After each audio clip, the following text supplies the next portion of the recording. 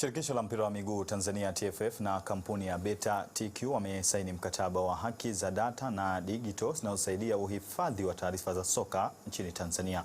Mohamed Sikuzi ana taarifa zaidi. Akizungumza mara baada ya kuweka saini mkataba huo, makamu wa kwanza wa rais wa shirikisho la soka nchini TFF, Asumani Nyamlani, amesema haki hizo zitasimamiwa kidigitali kwenye ligi kuu soka Tanzania bara kwa kutumia mifumo ya kisasa, jambo litakalokuza taifa letu kimataifa. Tunazindua Tanzania mpya kwenye ramani ya soka la dunia.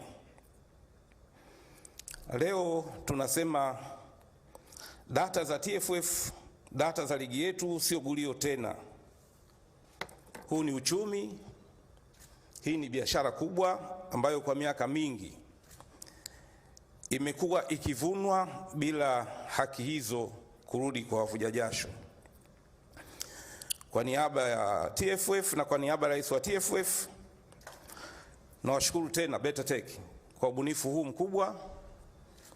Tunajua huu ni mwanzo, na mwanzo wowote ule una changamoto zake, lakini tumejipanga kukabiliana na hizo changamoto kwa manufaa mapana na makubwa ya soka letu. Kwa upande wa mtendaji mkuu wa Beta TQ, Neysan Swadi, ameeleza jinsi mfumo huo utakavyokuwa unafanya kazi, ikiwemo kurekodi matukio ya mpira uwanjani. Mfumo huu tumeutengenezea data center kubwa ambayo inafanya kazi kwa kushirikiana na binadamu, lakini na system. Lakini pia mfumo huu pia kwenye upande wa human being tunahakikisha tuna access cameras ambazo zinarekodi matukio ya mpira uwanjani. Lakini pia kitu kingine tunahakikisha kwamba tunakuwa na data updaters ambazo wanakuwa viwanjani kucollect data sahihi, na wakati mwingine kuripoti ambacho glitch zinatokea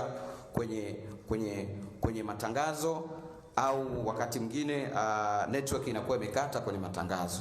Hizi ni challenge ambazo siku zote mpira wetu ulikuwa unapitia, lakini sisi tuliziona na tumeona ni fursa kubwa kuhakikisha uchumi wa mpira wetu unaenda kubadilika. Sasa kupitia data collection tunaamini biashara kubwa sana ya mpira inaenda kutokea. Tunaamini vilabu vinaenda kufanya decision zake sahihi na kwa usahihi kabisa. Kwa habari za michezo na burudani kutoka Dar es Salaam, mimi ni Mohamed Sikuzi na hii ni ZBC.